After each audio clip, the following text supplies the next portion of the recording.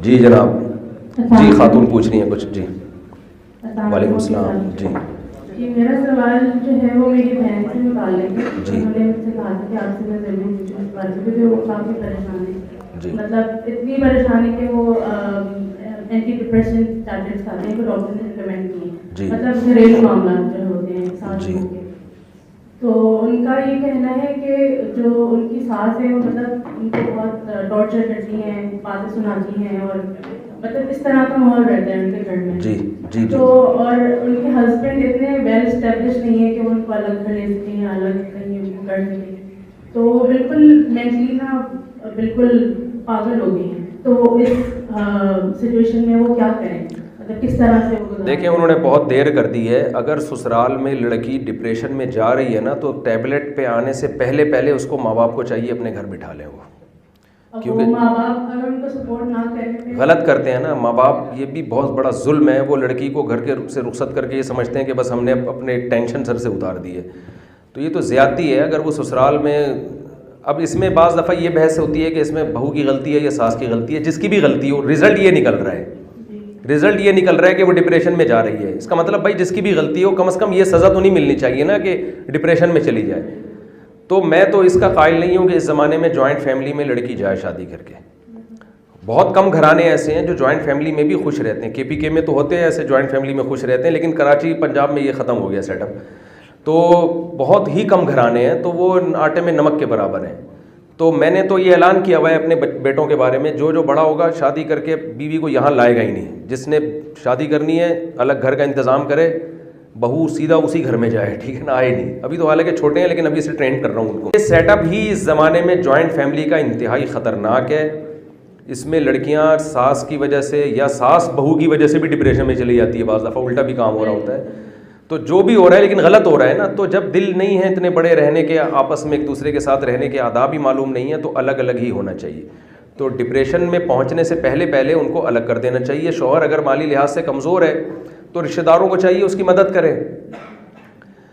10-15-20 ہزار میں بھی 1-2 کمرے کا گھر آ جاتا ہے. وہ اس سے تو بہتر ہے نا جوائنٹ فیملی میں، جہاں وہ 1000 گز کے بنگلے میں دماغ خراب ہو رہا ہے. اس سے بہتر ہے کہ جھونپڑے میں الگ رہ لیں وہ. تو یہ حل ہے اس کا کہ ان کو فوراً الگ کرنا چاہیے اور اس میں دیر نہیں کرنی چاہیے. جو بھی اس میں دیر کرے گا وہ ظالم ہے. میں نے بہت سی لڑکیاں دیکھی ہیں پاگل ہو گئیں، مر گئیں وہ تو بالکل ہی. اور جب اتنا زیادہ اسٹریس کا ایک حد تک تو علاج ہوتا ہے، وقتی طور پر میڈیسن سے کور ہو جاتا ہے، لیکن جب بہت زیادہ ہوتا ہے پھر یہ میڈیسن سے کور نہیں ہوتا. پھر وہ روحانی اور جن چڑیل بھوت کے کیسز میں روحانی علاج والے اس کو ڈال دیتے ہیں. تو ان کو فوراً الگ کریں. اور اگر مالی لحاظ سے وہ کمزور ہیں تو ان کو لوگوں کو چاہیے، ان کے رشتہ داروں کو چاہیے سپورٹ کریں ان کو کہ بھائی ان کو الگ گھر کا انتظام کیا جائے. اور میرا دوسرا بہت مختصر سا سوال ہے جی کہ اگر بیوی سے جو ہے وہ شوہر بالکل الگ اختیار کر لے، وہ دوسرے کمرے میں سوتا ہو اور بیوی کے ساتھ کمرے میں نہیں سوتا، تو اور اگر بیوی سے کوئی اپنی بات کہنا بھی چاہتی ہے تو کم اصلی کتانا دے کے چپ کروا دیتا ہے کہ تم لاجیکل بات نہیں کرتی ہو. دیکھیں یہ تو موسیٰ علیہ السلام جب اللہ کے پاس گئے نا کوہ طور پہ، تو اللہ میاں نے موسیٰ علیہ السلام سے پوچھا وما تلک بیمینک یا موسیٰ، اور اے موسیٰ تیرے دائیں ہاتھ میں یہ کیا چیز ہے. اتنا لمبا کوشچن. تو موسیٰ علیہ السلام کو چاہیے تھا اللہ کو جواب دیتے کہ یہ اللاجیکل سوال ہے. یہ سوال کیا ہے؟ اے اللہ تجھے پتہ ہے میرے دائیں ہاتھ میں لاٹھی ہے، تو پوچھ کیوں رہا ہے؟ ٹھیک ہے نا.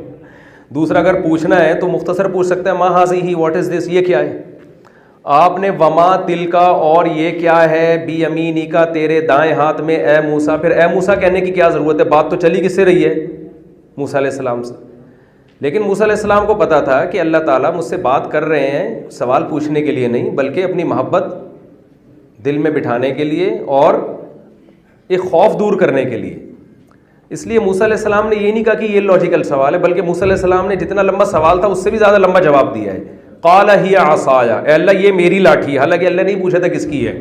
اتوکأ علیہا، میں اس پہ ٹیک بھی لگاتا ہوں. واہش بہا علی غنمی، درختوں سے پتے بھی جھاڑتا ہوں میں. کتنی لمبی بات. تو جب محبت ہوتی ہے نا تو